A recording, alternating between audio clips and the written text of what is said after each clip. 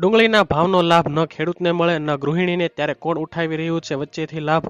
કોણ ખાઈ રહ્યું છે મલાઈ? ડુંગળીના ભાવથી ખેડૂતો અને ગૃહિણીઓ બંને પરેશાન છે. ખેડૂતો ડુંગળીના સસ્તા ભાવથી પરેશાન છે તો ગૃહિણીઓ ડુંગળીના વધુ ભાવથી પરેશાન છે. રોજે રોજ વધતા ડુંગળીના ભાવથી ડુંગળીનો વપરાશ ઘટ્યો છે. પહેલા રોજ ડુંગળી ખાતા હતા, હવે એક સપ્તાહમાં 3 દિવસ ડુંગળી ખવાય છે તેમ લોકો ચર્ચા કરી રહ્યા છે.